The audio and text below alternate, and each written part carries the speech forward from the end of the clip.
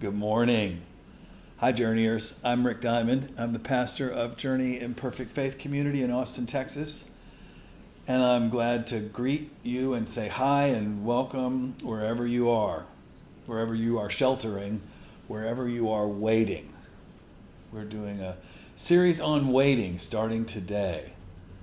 And we're going to look at lots of different components in the coming weeks of what it means to be open, to listen, to be active, to expect, to hope, and to be willing to take steps in the midst of not knowing what's going to happen. If you're new to Journey, we have a great website, journeyifc.com, and you can find out all about what our faith community believes in and values and what we work for and what we are hopefully going to get to do together when we get back in our building in the Crestview neighborhood in Austin, Texas.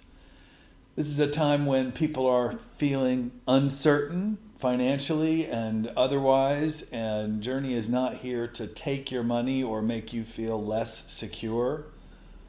And Jesus was very clear with rich people and poor people and everybody else. It is a very good thing to find a way to give your money away. We believe in our use of money at Journey. The first 10% always goes to the team of people who find ways to give it away to those in need, individually, groups, organizations, etc., people in crisis.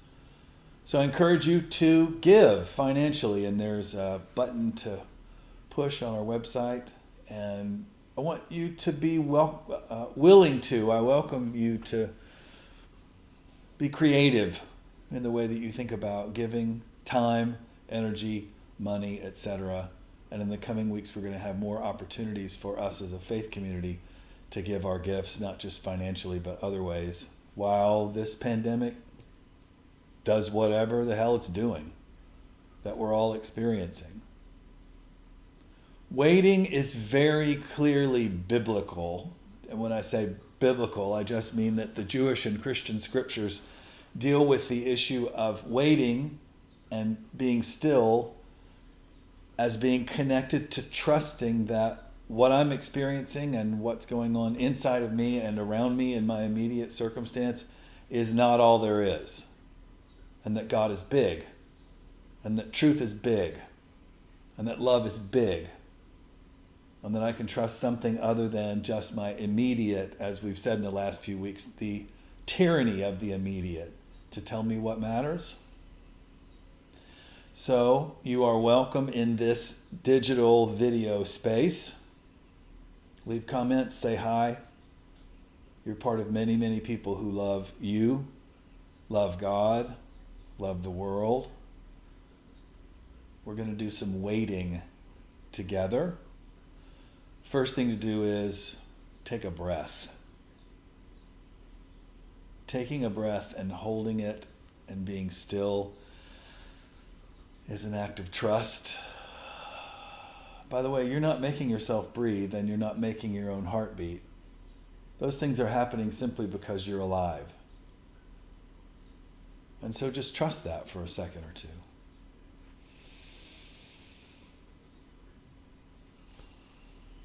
Welcome to a place of waiting together, which is safe and loving.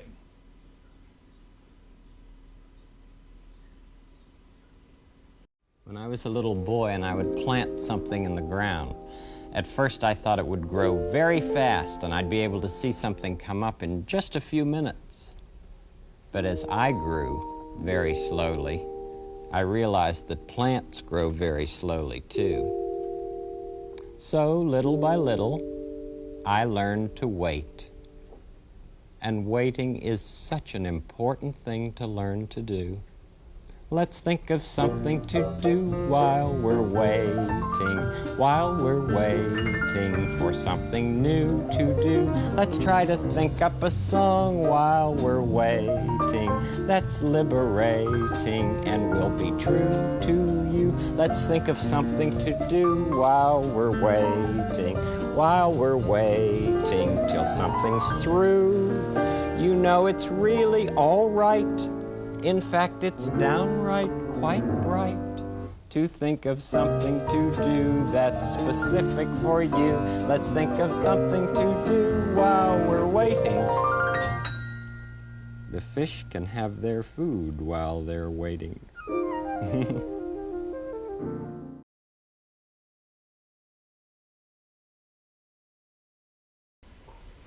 Good morning, journeyers. We are starting a series on waiting.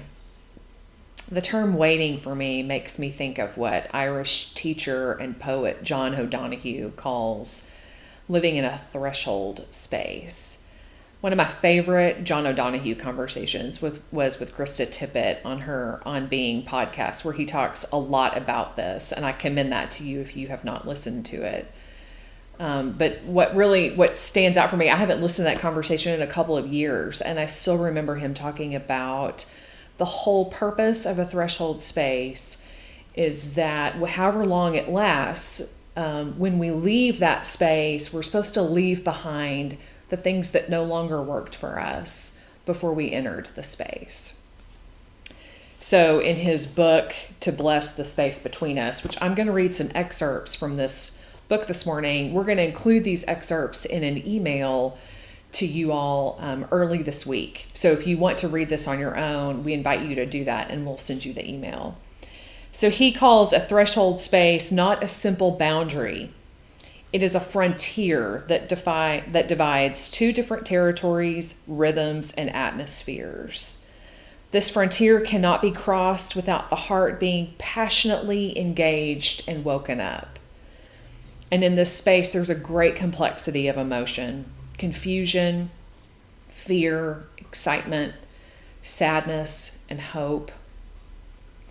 In this time of waiting, the question that keeps coming up for me is, what am I waiting for exactly? What am I waiting for on an individual level? And what am I waiting for on a larger community level? So I invite you to consider those questions as we move forward into this series and to think about that as I read this following excerpt. To change is one of the great dreams of every heart. To change the limitations, the sameness, the banality, or the pain. So often we look back on patterns of behavior, the kind of decisions we make repeatedly and that have failed to serve us well, and we aim for a new and more successful path or way of living. But change is difficult for us. So often we opt to continue the old pattern rather than risking the danger of difference. We are also often surprised by change that seems to arrive out of nowhere. To acknowledge and cross a new threshold is always a challenge. It demands courage and also a sense of trust in whatever is emerging. This becomes essential when a threshold opens suddenly in front of you, one for which you had no preparation. Suddenly you stand on completely strange ground and a new course of life has to be embraced. Especially at such times, we desperately need blessing and protection. You look back at the life you have lived before and it suddenly seems so far away. Think for a moment how, across the world, someone else's life has also been changed, irrevocably, permanently, and not necessarily for the better. And everything that was once so steady, so reliable, must now find a new way of unfolding. At any time, you can ask yourself, at which threshold am I now standing? At this time in my life, what am I leaving? Where am I about to enter? What is preventing me from crossing my next threshold? What gift would enable me to do it?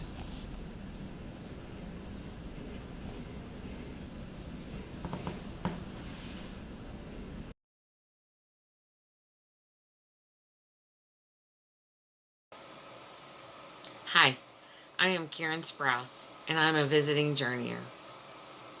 And this is the beginning of the Jesus story called The Gospel According to Luke. In the time when Herod was king of Judea, there was a priest in the temple of the Lord named Zechariah. His wife, Elizabeth, was also a descendant of priestly families. Both of them were good people who followed God's laws. And they had no children.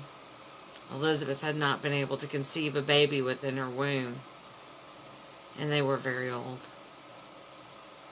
One day, when Zechariah's group of priests was on duty in the temple, his turn came to go into the inner area where incense was burned to send the people's prayers and hopes to the Lord. Everyone was praying out in the temple courts. A spirit messenger from the Lord appeared to Zechariah, standing to the right of the incense altar. Zechariah was panicked and terrified and unable to move. The spirit messenger said, "Don't be afraid, Zechariah. Your prayers have been heard. Your wife Elizabeth will bear you a son. He will give you joy, and he will be great in his work for the Lord. He will be filled with the Lord's Spirit even before he's born, and he will help people turn back to the Lord."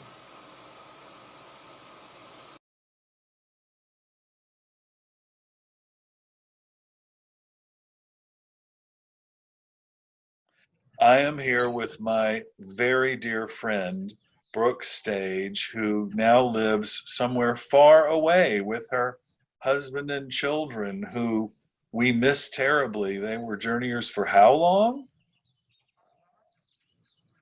Um, 3, 4 years. Yeah, something like that. Yeah, 3 or 4 years. And one of your children was a passenger in utero in the Pride Parade. Is this correct? In my truck. Yes, that's right. I forgot about that. Yep, yep. So we miss y'all, and I'm so glad that you took the time today to talk. I wanted to ask you about two things, one of which is your professional experience as a doula, and if you could talk about that, because this series that we're doing is about waiting and about being in in-between space and about see what's going to come out of the waiting, and also the assertion that things are being born and things are being healed and things are being resolved because of the threshold that we're on. And this happens over and over and over and over and over in our lives. And then also, you have an illness issue that I'd like for you to talk about too, because that's a long range process for you. And there's also the ongoing thresholds of where am I now and what do I need to learn and how do I, etc. So, ready to go. Okay. So I was thrust into being a doula by accident. I was visiting a friend of mine in the hospital she was hospitalized for 4 days in anticipation of the birth of her child. And I was visiting her, and then all of a sudden, just out of nowhere, oh, it's baby time. And I tried to make my exit, and she grabbed me and said, don't leave. Okay, I'm here. I'm here, and it was the most natural thing in the world for me to coach her, even though I had not had any children of my own at that time. But I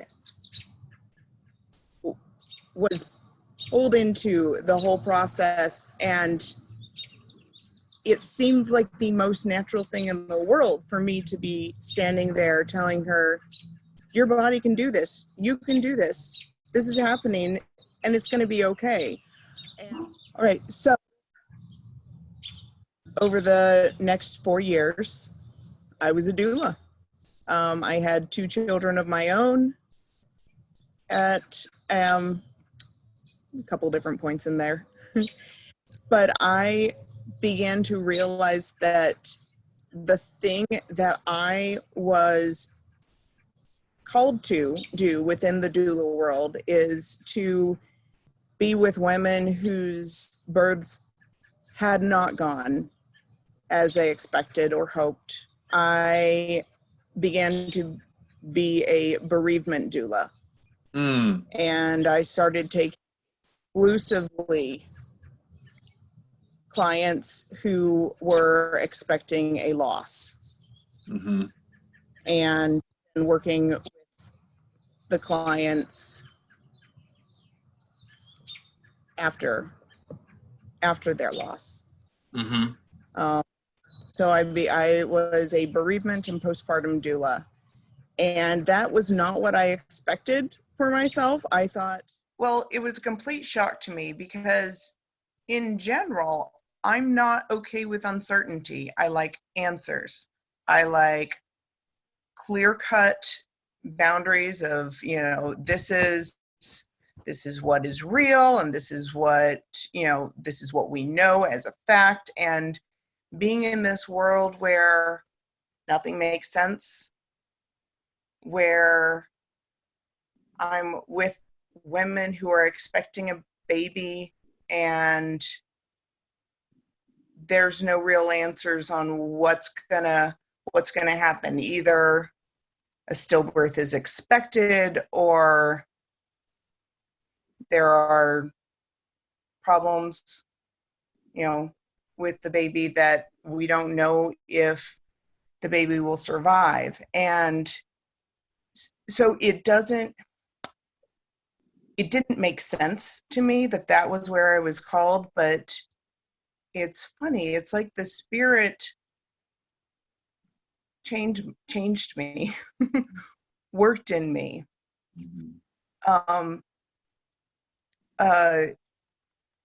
opened a door for me to be able to support and be with women and families in really dark situations.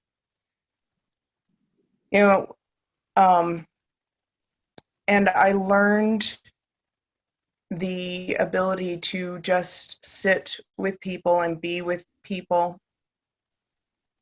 in the darkness, where we don't know, like, how are we ever going to have a life outside of this really, really dark time. Mm-hmm. But just being able to sit and be in that space, be in that darkness, in that uncertainty, in the middle of a story that doesn't seem to have any good ending in sight or even a way out. And I think that also really prepared me for the loss of my vocation when my physical health was taken from me.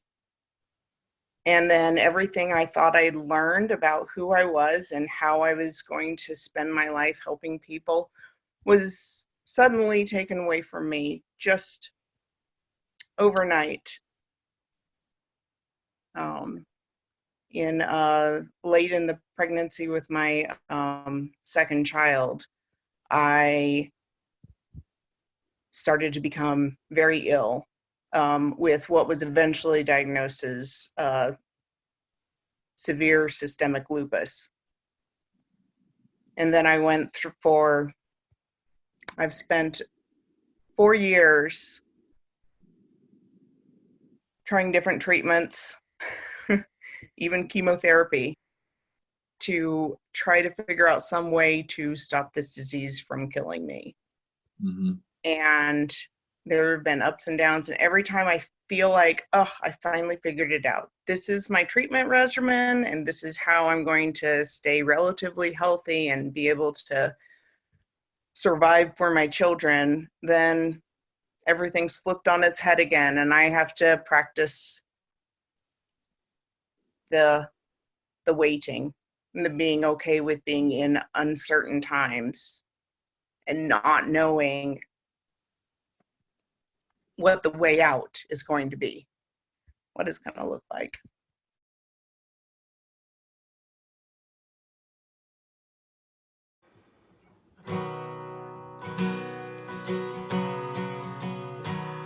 Oh, restless heart, do not grow weary. Hold on to faith and wait. The God of love, He will not tarry. No, He is never late. So I'll wait in the promise. I'll wait in the hope. Yes, I'll wait in the power of God's unending love. Be still and rest, secure my soul. He knows what's best for me. Here in my patience lies the goal, to wait and trust in thee.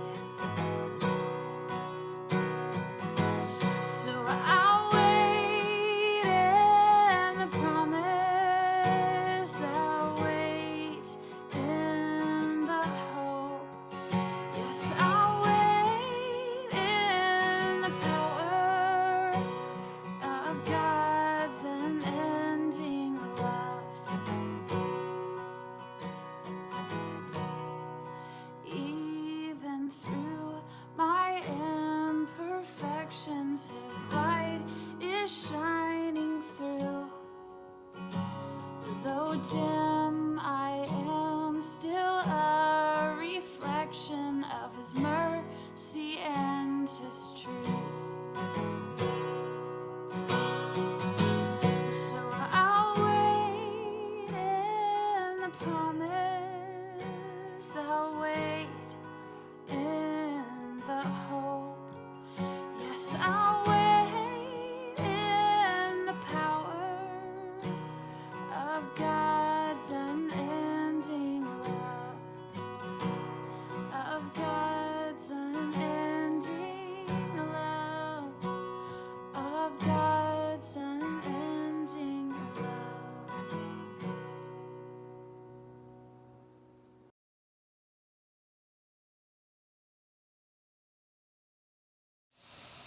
Hi, I'm Leslie, and I'm a visiting journeyer also. The story of Elizabeth continued. Zechariah asked the spirit messenger, "Can you prove this? How can I trust you? I am an old man, and my wife is along in years as well. The spirit messenger answered, I am Gabriel. I stand in the presence of the Lord of the universe. The Lord sent me directly to you to tell you this news. And because you have disbelieved me, you will not speak until the baby is born. The things I have told you will happen in their appropriate time. And the spirit messenger disappeared. And Zechariah finished his shift at work and went home to Elizabeth, but he could not speak. And Elizabeth became pregnant. She shut herself in their house, sheltering in place, to wait to see what the Lord would do in the appropriate time. She said to herself, The Lord has done this for me. The Lord has shown me grace. I feel alive. I feel no shame.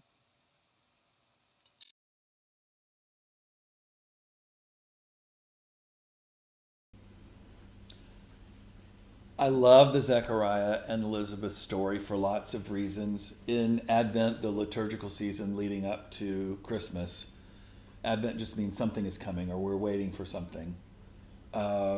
We almost always at Journey do the Zechariah and Elizabeth story because in Luke, the gospel that tells this story, it's all about the women who are the drivers of and the bringers of this thing that God is doing. Elizabeth and Mary are the focus of Luke's preparation for Jesus' birth. And Elizabeth is so amazing, and we don't even get that much about her in the story. But she's this powerful, beautiful person because of her faith. And at Journey, when we say faith, we don't mean something that you believe, orthodoxy in your head. We mean trust, as in I'm willing to trust something and take a leap of faith. I'm willing to risk. I'm willing to not know the answer, and that's a big part of waiting, right? Elizabeth has a sense that she is less than, the story says, because she is barren. This was a culture in the Near Middle East a few thousand years ago, and we still have remnants of it now, that values people if they are part of a family or a tribe that has holdings, land, animals, servants, slaves, money, children, many children. The place that this comes from is that these are originally nomadic shepherding people. So how do you know that you have value? You have lots of tents, and the tents are full of people, and the people are your tribe, and therefore you have value, and the value means that you're not going to starve to death. The value is that if there's another army around, a tribe around, you're going to be able to win territorial disputes. It's all about stability for your family, stability for your tribe, and stability for your group of tribes, which make up a confederate nation. The way the Near Middle Eastern people think, and the tribes of Israel are part of that cultural world, is if we have enough blankets, if we have enough water, if we have enough children, if we have enough tents, if we have enough animals, if we have enough grain, we'll survive. Which makes total sense. And on top of that, all these other bigger countries keep coming and kicking the crap out of us, and empires come and take us over, and we get it together, and we have a king, or we have a queen, or we have a standing army, and we have it all together, and then another bigger empire or a bigger kingdom comes and knocks us over. So there's this running thought pattern in ancient Israel and its scriptures, which is we keep getting beat up, we have to be more stable, we have to obey God, and we have to have more children. So the way they understand God as blessing people is, am I part of a family? Do I have children? That makes me stable, and that makes me safe, and therefore God is blessing me. That's where this sense of a woman who says, I have value because I can give my husband children, that's where that idea comes from, and we still have that left over in our culture. that somehow people don't have value or as much value depending on what their marital status is, or whether they have children or not, or whether they're connected to a family or a tribe or not. I mean, look at our tribal rituals as a culture. So many of them are built on family and this idea of family and what family is supposed to be like, a family gathering, Thanksgiving, Christmas, holidays, blah, blah, blah, blah, blah. At some level, they're all based on this idea, which is located at its deepest place in scarcity. I don't have value myself, just me, as God's child. I only have value if I'm part of a larger group, a tribe, a family, a nation, a religion, and then I have value. And by the way, if I screw it up and I somehow break those rules and I'm expelled, or if I can't figure out how to perform at that level, if I don't like the norms of that particular conventional wisdom system, what Marcus Borg called the purity code or the holiness code, if I don't fit, then I'm an outsider and I still don't have value. I'm not worthy, to use the language that develops over time. I'm a sinner. I'm an outsider. I'm an other. Now, the conventional wisdom that Elizabeth is operating under says that she is old and she never had children. And the language says that she was never able to conceive in her womb. This was not an age that understood reproductive science, nor did they understand that it might have been Zechariah who had some sperm motility issues, right? We don't know what the mechanics were for Zechariah and Elizabeth. They were part of the priestly families who served the temple in Jerusalem. And the norm was that you get married and you have children. And then your children go into the family business, like every other ancient family. You have children. The boys go into the family business. The girls marry somebody and make more people to run the family businesses. You have more children, and you have more tribe, and you have more money, and you have more stability. And so here's a woman for whom that never happened. And she is of the house of Levi, of Aaron. She has value just because she is a daughter of God, but she feels less than. I don't know what your stories are about yourself and whether you have worth or not. Do you remember being in elementary school or middle school or high school and thinking everybody else was cooler than you? Everybody else was better than you. Everybody else knew something you didn't know. And do you still labor like I do, like all of us do? I say, do you still? It's a rhetorical question. We all do. Measuring yourself based on the arbitrary models that our culture has set up. Our culture, for instance, values some things that are sort of like the value that those cultures had in the time of Jesus. But some of ours are different. One of ours is that you have to be skinny. Like that's how we measure someone. And the new sainthood at some level, it seems to me, is somebody's body shape and how fit they are and how strong they are in their body. And the more people work out, the better they are. Somehow it means that they are good. And I love walking. And I love walking my dog Chief. And I love moving my body around and being healthy.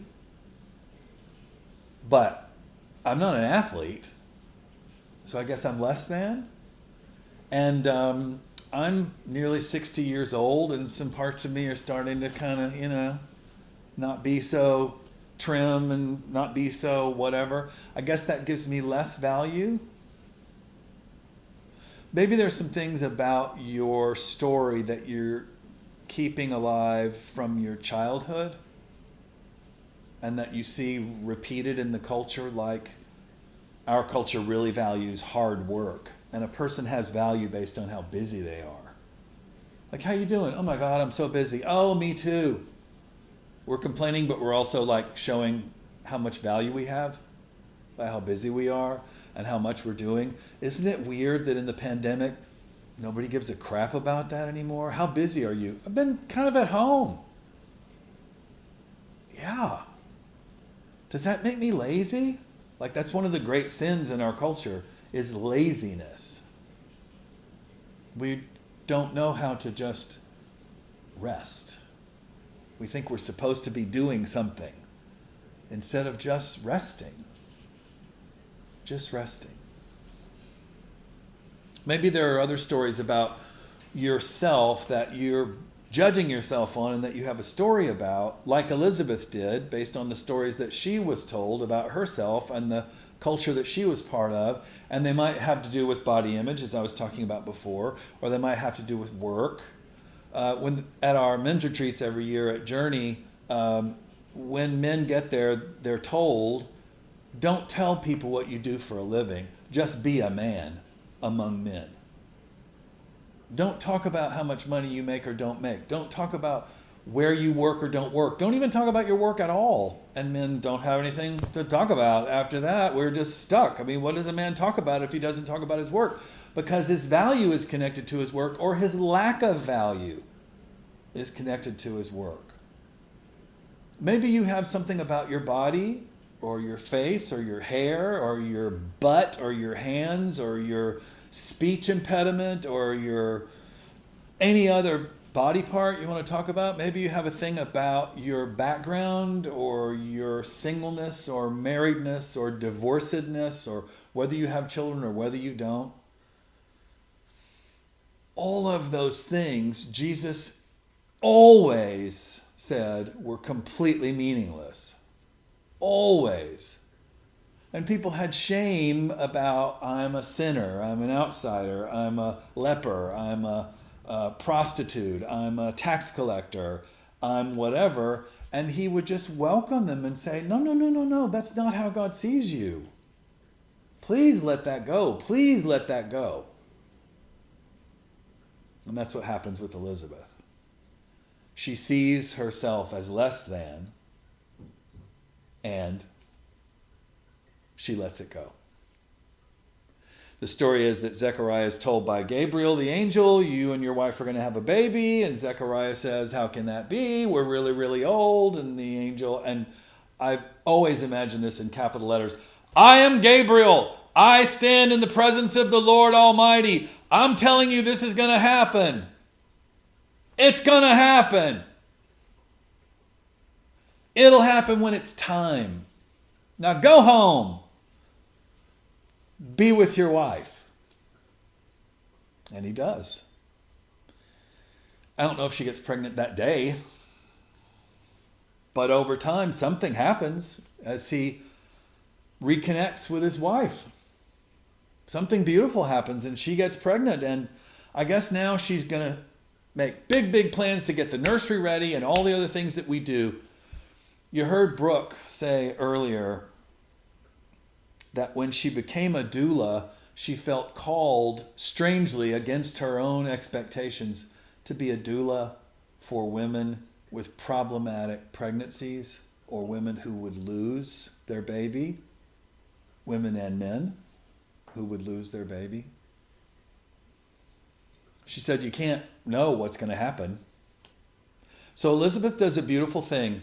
She shelters in place. She shuts herself off. And she says, I am told by my husband, by this angel, by whatever, that there's something happening that's important inside me. And I need to be quiet. And I need to be still. And I need to be with this. I need to wait. And her waiting is not passive. Her waiting is expecting. And she says this incredibly beautiful thing. Do not miss this. She says, I'm alive.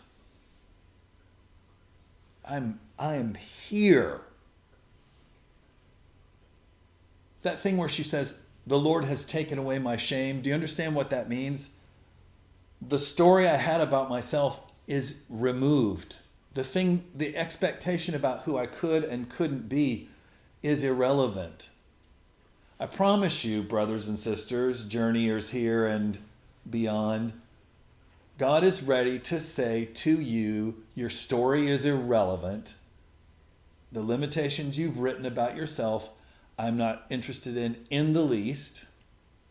I'm ready for you to let all of that go and be pregnant with something that I want to birth through you.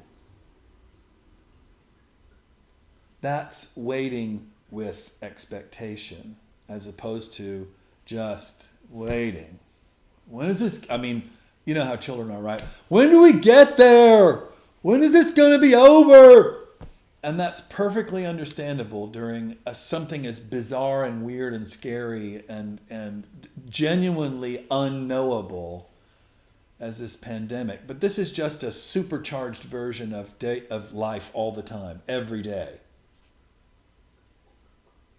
While Christina and I, were setting up to film a little while ago, our beautiful dog Chief just walked right over the cord connecting the microphone to the camera.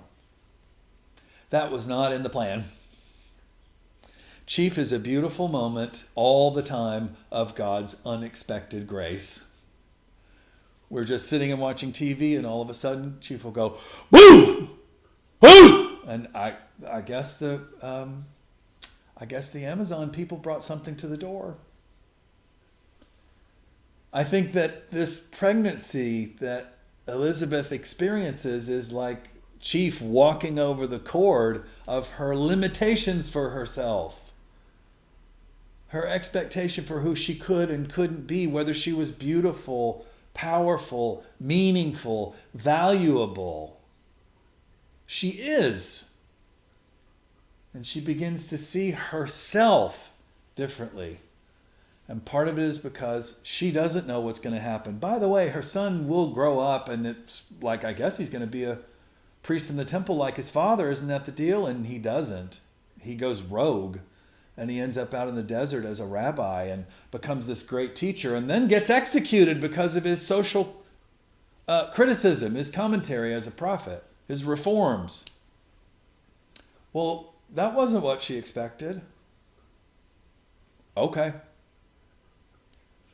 Did any trip or any plan or any meal or any event ever turn out exactly the way you planned it? It's not possible. So what is possible? To say, this is what I thought could happen in me and through me, and I'm going to set that aside and be pregnant with something else. I'm going to allow something else to be born through me. And I will wait expectantly until it is time. And we wait. The video you're going to see is a song by one of our favorite musical influences at Journey called Hammock. Watch the woman looking at the sky and don't miss the cat walking by her feet. This is a time just to reflect and be still on what it's like for you to wait with hope and faith.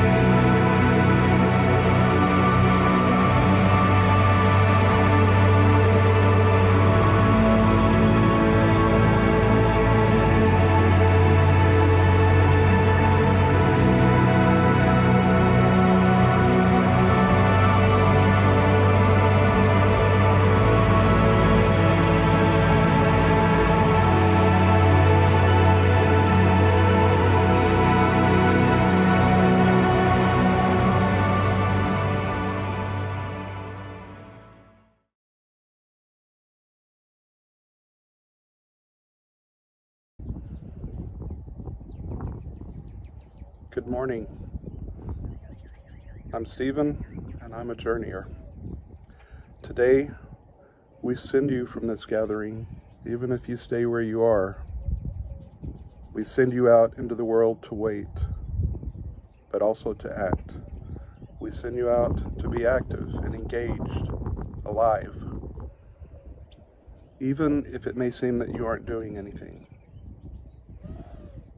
We call upon the Spirit of all things to fill you with love, light, and courage. Go out and carry that love, that light, that courage, and wait with purpose. Have courage, be kind. You are so, so loved. Blessings, go in peace.